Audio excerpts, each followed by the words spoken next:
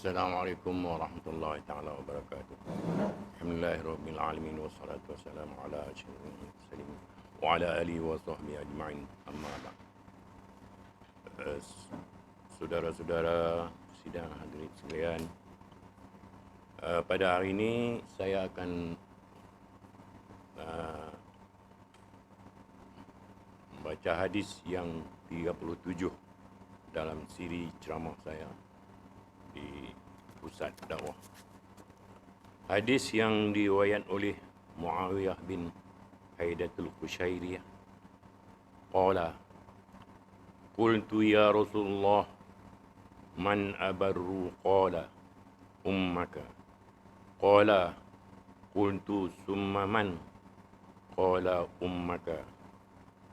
Qala qultu summa man. Qala ummaka. Qala qultu summa man. Qala summa abaka. Summa al-aqrab. Hadis ini yang diriwayat oleh Muawiyah bin Haidat al-Qushairi.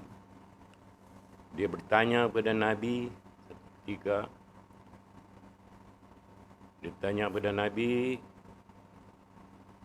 siapakah ya Rasulullah, siapakah yang patut aku berbakti dan buat baik pada dalam hidup aku?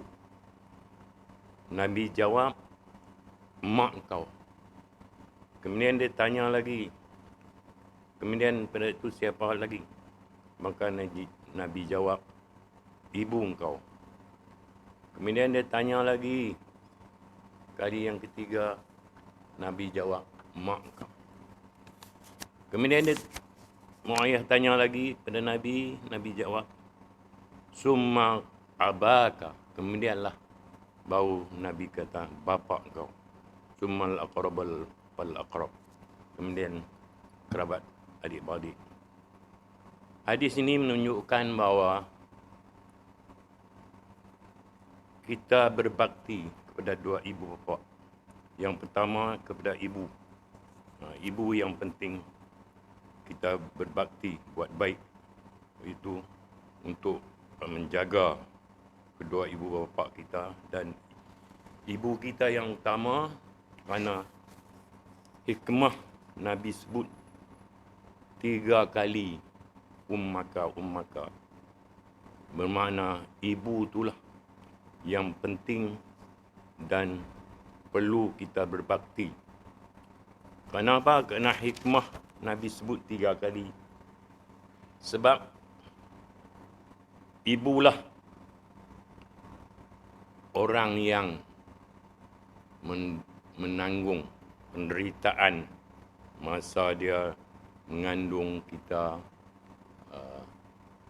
9 bulan.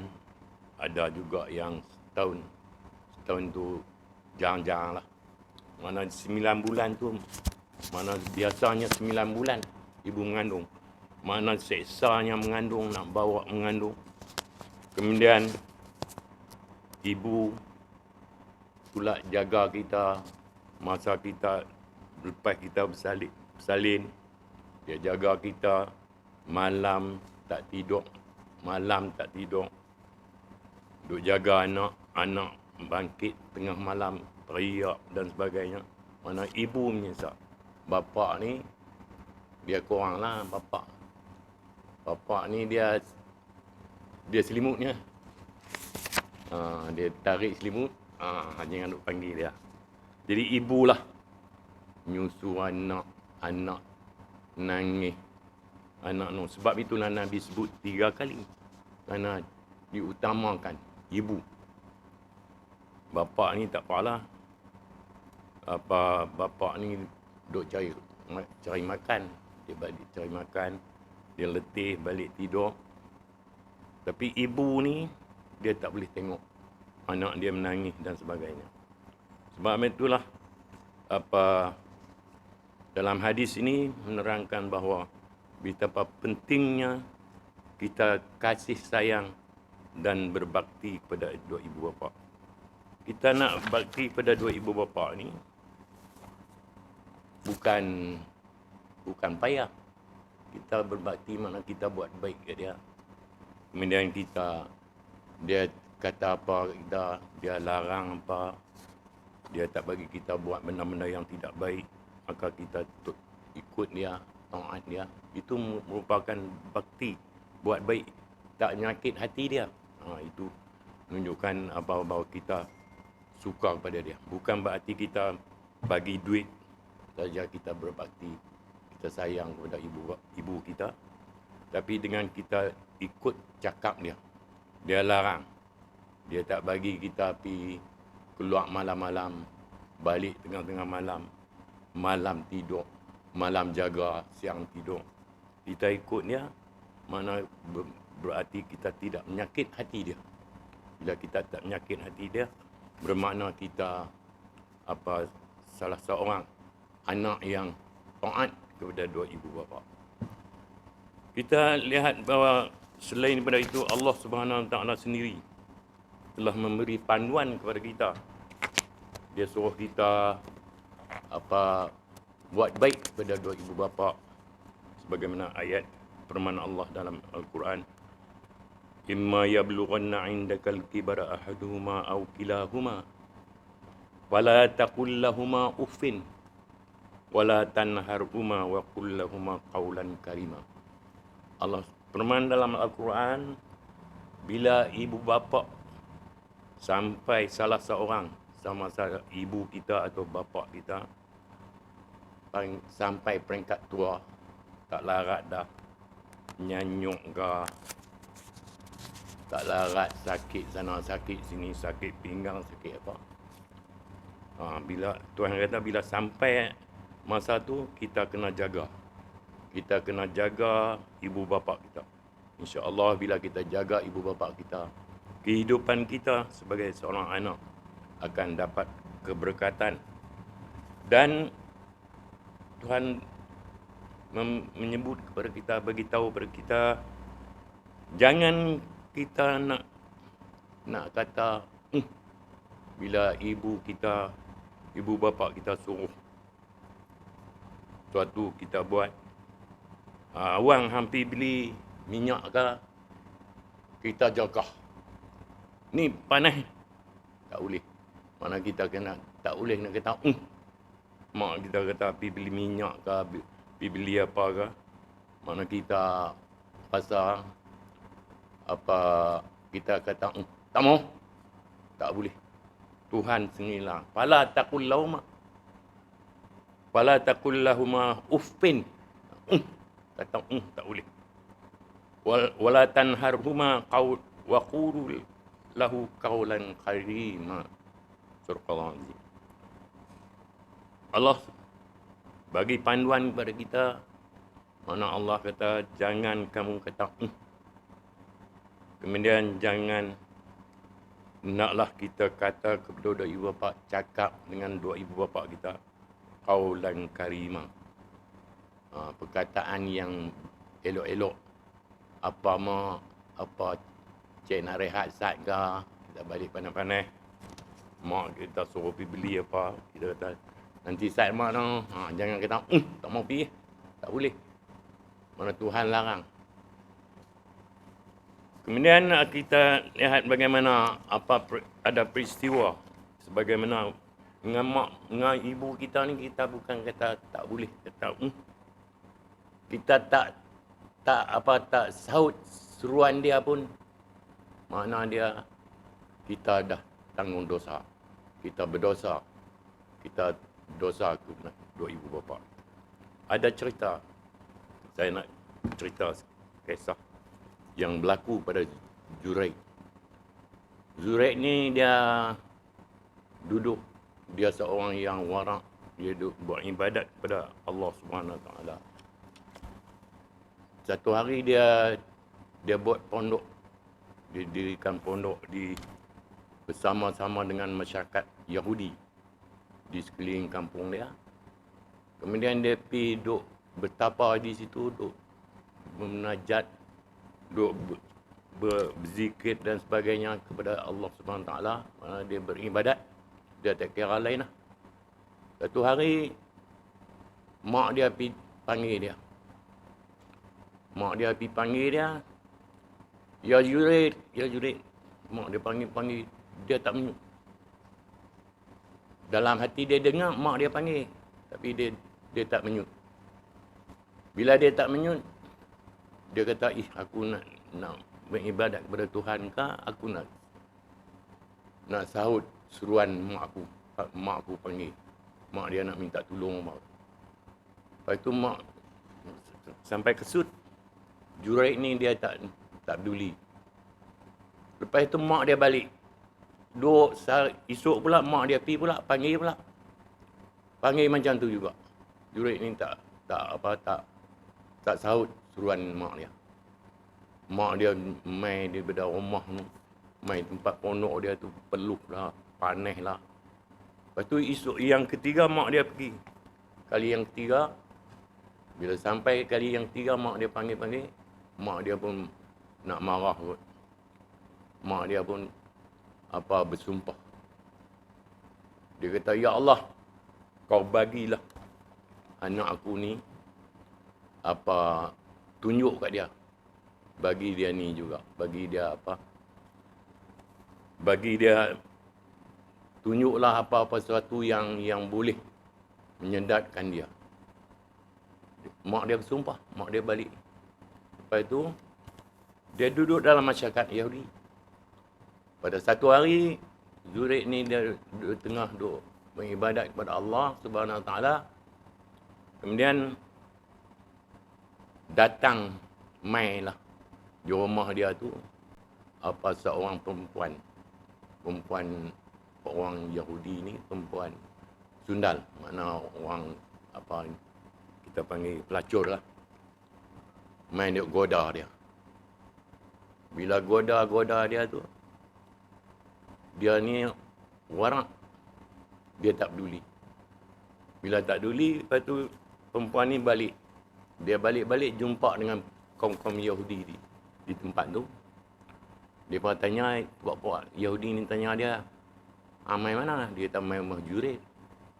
Main nak goda Jurid. Tapi Jurid ni tak boleh. Lepas tu,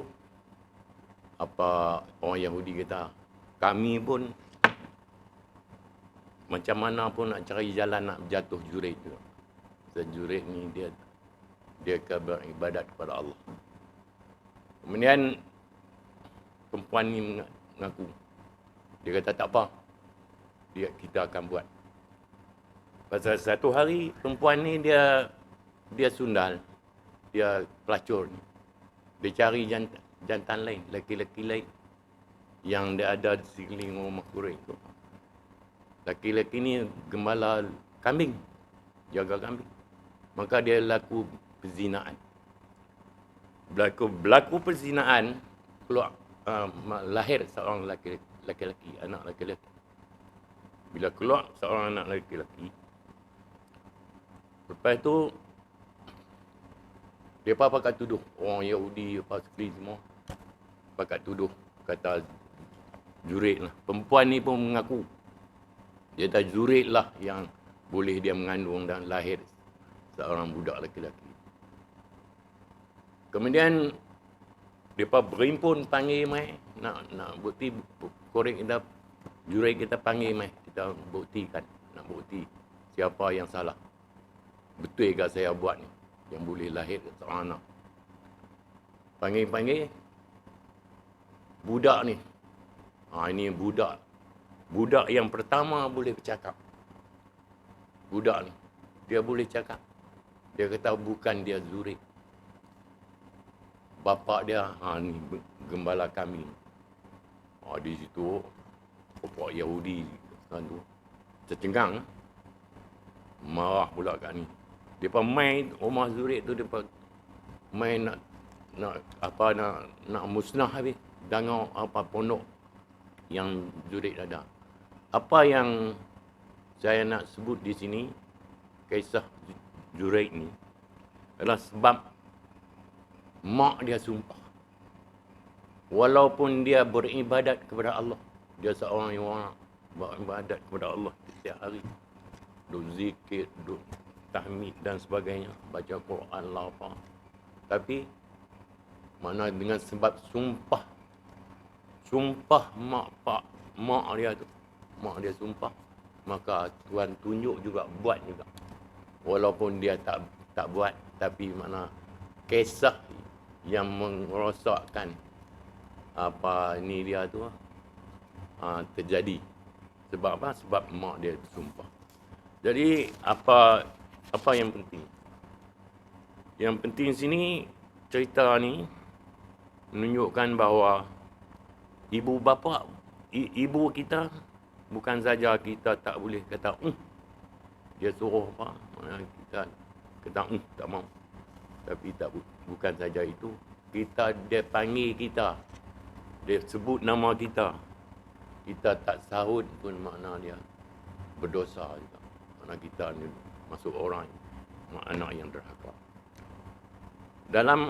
Dalam perkataan lain, dalam ayat yang lain, Allah berfirman kepada Nabi Musa dalam satu. Allah berfirman kepada Nabi Musa, Allah kata, wahai Musa. Nabi Musa, orang yang taat, orang yang taat kepada kedua ibu bapa dan derhaka kepada aku. Mana dia taat kepada dua ibu bapa dia. Kemudian derhaka kepada aku, kepada Tuhan. Tuhan kata, aku akan tulis orang ni, orang yang derhaka pada aku tapi dia taat kepada dua ibu bapa sebagai seorang yang taat. Tu betapa kuatnya, betapa pentingnya makna taat kepada dua ibu bapa. Kemudian siapa yang murka, derhaka kepada dua ibu bapa dan taat kepada aku, dia derhaka kepada dua ibu bapa, kemudian dia taat kepada aku akan nulisnya sebagai orang derhaka. Dia derhaka, dia taat kepada dia, kemudian dia taat kepada aku, mana yang akan tulis dia derhaka. Itu bagaimana agama kita dan Allah Subhanahu Wa Taala menyuruh kita taat kepada dua ibu bapa. Jadi dalam kita nak buat bakti kedua ibu bapa kita ini, dengan kita ikut apa perintah dia. Selagi dia tak suruh benda kita buat, benda-benda yang maksiat lah. Macam dia suruh pergi katok kawan tu lah, dia suruh pergi katok kawan tu, aku benci tengok dia. Kita pun tak boleh turut taat. Kalau dia suruh benda-benda yang tidak menyalahi agama kita, maka wajib kita taat kepada dua ibu bapa. Kerana dengan ini rumah tangga kita, kehidupan kita akan baik. Berbakti kepada dua ibu bapa ataupun buat baik kepada dua ibu bapa adalah satu amalan yang disukai oleh Allah. Dia sama dengan pahala kita perang sabilillah. Bahkan afdal daripadanya, bermakna bahkan lebih daripada kita perang kepada perang fi sabilillah. Mana kita taat kepada dua ibu bapa. Begitu pentingnya kita kena taat kepada dua ibu bapa. Dan dia juga, kita taat kepada dua ibu bapa, pahala dia sama dengan kita pahala haji dan umrah. Mana sama dengan pahala haji. Macam mana kita tahu pahala orang dapat ambil haji dan umrah, bermakna sama. Dan juga yang ketiga, kita akan menemui nikmat syurga. Orang yang taat dan patuh kepada ibu bapa ni, dia akan menemui nikmat syurga. Apa yang dinikmati oleh orang-orang yang diberi khas ke syurga, mana kita juga orang yang taat. Senangnya nak dapat pahala ni. Nak dapat pahala senang. Nak dapat dosa tu senang. Mana pahala kita taat kepada dua ibu bapa kita, kita akan dapat nikmat syurga. Kemudian katanya apa, kita menambah umur. Umur kita panjang. Oh, aku nak panjang umur, kita kena taat kepada dua ibu bapa. Tapi sayanglah orang yang ibu bapa tak ada, ibu bapa ada tu. Kita boleh. Umur kita panjang, insya-Allah. Umur kita akan panjang dan dimurahkan rezeki. Itu nikmat apa, hikmah kita taat kepada dua ibu bapa. Makna kita akan dimurahkan rezeki dan harta diberkati. Kita dapat harta berkat kerana kita taat dengan ibu bapa kita. Dan Allah akan jadikan kita cerdik dan pintar. Mana kita jadi orang pintar, tak jadi dongeng. Kita taat kepada hikmah besarnya hikmat kita berbaik, berbakti, buat baik kepada dua ibu bapa. Mana kita akan cerdik, hati bersih, suci. Mana hati kita bersih, suci. Lepas itu hidup kita tak geluh kesah, tak rasa apa sabut kan. Apa bahasa sabut dulu ni, sabut. Tak pasal-pasal jadi sabut. Mana kita cek tengok. Mungkin kita dulu ada silap ni berapa. Mana hikmah kita buat baik pada ibu bapa. Kemudian peluang yang tak akhir orang baik kepada ibu bapa ni, dia akan dimasukkan syurga oleh Allah. Itu dijamin. Lepas itu dia akan hilang duka cita dan susah hati. Hilang duka cita. Mana dia duduk tak duka cita. Murung, tak tahu ala, susah hati, tak tahu ala, susah hati. Dia bahasa juga kadang-kadang kita. Tapi kalau orang yang buat baik kepada dua ibu bapa, dia tak pernah derhaka kepada dua ibu bapa, insya-Allah dia hati dia tenang. Dia duduk. Bagi orang yang derhaka kepada dua ibu bapa ni, kemungkinan orang ni dia akan terima apa dia? Allah benci kepada dia. Mana orang yang derhaka kepada dua ibu bapa ni, Allah akan benci. Allah benci kepada orang yang derhaka kepada dua ibu bapa. Kemudian dia dapat dosa. Mana dia dosa macam dosa ni ya. Tak pasal-pasal dapat dosa besar dan akan masuk neraka jahim. Tuhan kata akan masuk neraka jahim orang yang derhaka kepada dua ibu bapa. Kemudian tidak mencium bau syurga. Dia tak bau syurga, dia tak rasa, tak rasa bau syurga kerana dia derhaka kepada dua ibu bapa. Kemudian dia akan banyak terima penyakit. Tuhan akan balas dia. Orang yang derhaka kepada dua ibu bapa ni, kadang-kadang Tuhan balas di dunia ni. Di sini dia kata akan terima beberapa penyakit. Mana dia akan penyakit macam-macam lah. Orang yang derhaka kepada dua ibu bapa ni, Allah dan Rasul akan laknat dia. Kemudian akhir dia akhir dengan tidak baik pada akhir umurnya. Mana dalam umur dia nak mati itu tak baik. Ni saya nak cerita satu cerita. Cerita ni kira-kira 60 tahun, 70 tahun yang lalu. Cerita ni saya sendiri yang tengok. di kampung saya dulu. Ayah saya ni orang ni lah di kampung ni, orang Arab lah, sebagai tok guru lah sikit. Satu hari kawan tu nama Sa'ad.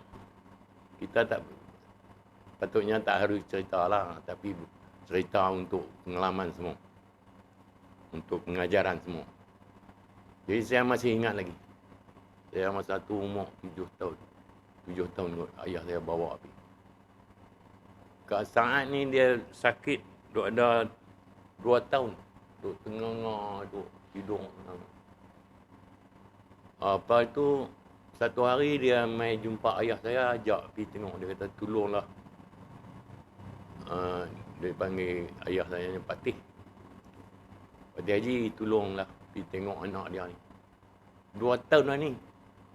Tak mati dah, hidup dah. Dua tengah mulut tu. Saya pun pergi malam. Saya pergi dengan ayah saya, pergi. Ayah saya habaq dia. Kat mak dia main turut ayah saya tu. Mak ayah saya kata, lagi pergi depan dia, depan Sa'ad ni, halai semua. Makan, minum, susu dia apa, apa semua, halai kat dia. Halai kat dia. Pergi tengok malam lebih kurang pukul 9.30. Saya pergi dengan ayah saya pergi rumah Sa'ad tu. Mak dia takut nak masuk dalam rumah. Ayah kata, main tak apa, saya ada, jangan takut. Dia kata takut lagi Sa'ad mangkit rajang dia pula. Lepas tu pipi dia pun pergi habaq. Sa'ad, dia cakap pelik sikit, Sa'ad, aku apung semua dosa-dosa. Mu buat apa aku halal semua. Duduk keadaan tengah jam kot. Duduk saya tengok mata mandang, mati. Bila kita tanya apa sebabnya, rupanya Sa'ad ni, dia terajang mak dia. Terajang, dia tolak, jatuh rumah. Makna dia, perbuatan dia tu kepada ibu dia tu. Sampai ibu dia takut nak masuk, dia sakit pun takut nak masuk. Itu cerita. Patutnya tak boleh cerita, tapi sebagai pengajaran kepada kita bahawa taat kepada ibu bapa. Dia terajang ibu dia. Terajang, jatuh tanah, jatuh rumah lah. Dia macam-macam dia buat kat bini ni.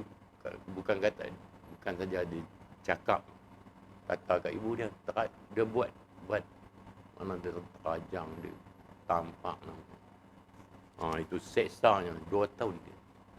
Itu kisah yang saya nak sebut di sini. Jadi apa kita dalam ni nak berbakti dan buat baik ni, ada susunan atur dia. Mana ada dia peringkat mana kita perlu mula dulu, kita utamakan dulu untuk berbakti ni.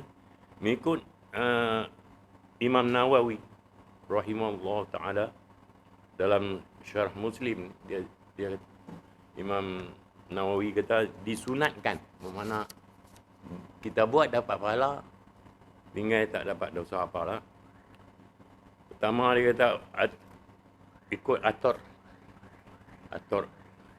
ataupun susun kita nak berbakti tu, nak buat baik tu kepada siapa. Kata Imam Nawawi, pertama kita kena buat baik, berbakti kepada ibu kita. Pertama kepada ibu kita. Kemudian baru bapa. Ikut hadis tadi, mana Nabi sebut 3 kali. Kepada ibu kita, kemudian kepada bapa kita. Kemudian bapa. Kemudian kedua anak. Yang kedua baru kita kena buat baik kepada anak. Yang ketiga, kemudian datuk. Dia datuk. Tok kita. Tok Wan. Tok Wan dulu. Tadi mak dulu, ni Tok Wan dulu. Kita kena buat baik kepada Tok Wan dulu. Kemudian baru Tok Nek, Tok mana perempuan. Tok perempuan. Mula-mula Tok lelaki, kemudian Tok perempuan. Tadi mak kita dulu, lepas tu baru bapa. Kemudian saudara lelaki, mana dua beradik dengan kita kena hormat, kena berbakti hormat, mana saudara lelaki. Adik-beradik lelaki kena buat baik dengan adik-beradik lelaki. Jangan duk kelai. Ke tanah sikit, ke nur sikit kelai. Ke rumah buat besar sikit, kita beli kereta banyak sikit, adik cemburulah, kelai, ke tu pun kelai. Kemudian saudara perempuan, lepas itu baru perempuan. Kita kena bakti kepada laki-laki dulu, kemudian perempuan. Kemudian zawil irham, iaitu saudara yang bau macam. Bau macam. Mana saudara bau macam lah ni, bapak saudara dan sebagainya. Bapak saudara sebelah bapak. Dia bapak saudara sebelah bapak dulu. Kemudian saudara sebelah bapak, mak saudara. Tadi bapak saudara dulu, lepas tu baru mak saudara sebelah bapak. Dia lepas ni dia bapak dulu. Kemudian bapak saudara sebelah ibu. Bapak saudara sebelah ibu. Kemudian pak saudara sebelah ibu. Kemudian saudara sebelah ibu. Kemudian saudara sebelah ibu. Mana dua beradik dengan ibu. Mana pak saudara lah. Sebelah ibu. Kemudian saudara sebelah bapa. Pak saudara lah. Dua beradik dengan bapa kita. Pak menekan lah.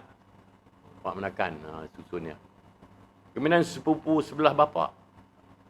Kemudian kita kena buat baik dan hormat kepada sebelah bapa, mana sepupu sebelah bapa. Kemudian sepupu sebelah mak. Dia sebelah bapa dulu, kemudian sebelah mak. Kemudian menantu. Menantu ni dia peringkat yang ni lah. Lepas itu baru menantu. Adik-beradik kita, saudara, pak nakan apa. Lepas tu baru menantu lelaki-lelaki. Menantu lelaki-lelaki dulu. Kalau kita ada menantu lelaki-lelaki, kita hormat. Kita bakti ataupun buat baik itu kepada menantu lelaki-lelaki dulu. Lepas tu baru menantu perempuan. Kita kena buat ni kepada menantu lelaki-lelaki dulu. Kena baru bisan. Bisan. Lepas benda menantu. Dia kena hormat menantu dulu. Lepas tu baru bisan. Kemudian jiran.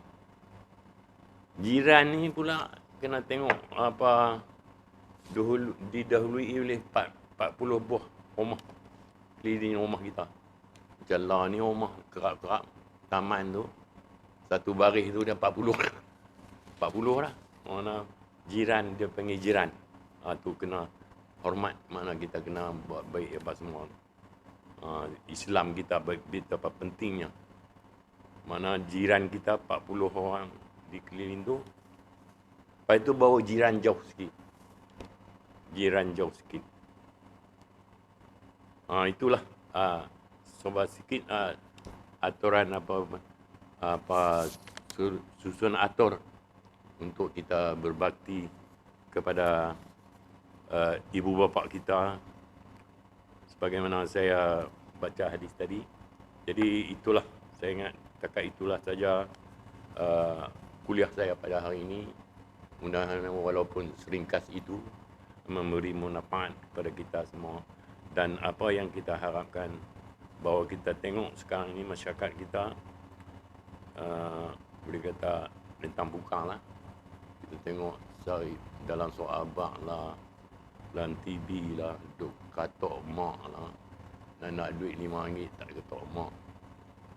Tikam mak lah, macam-macam ada.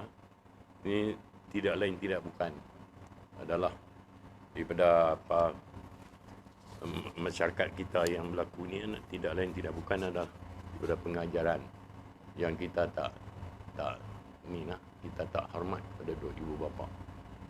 Tu geng-geng hak tu bonoh.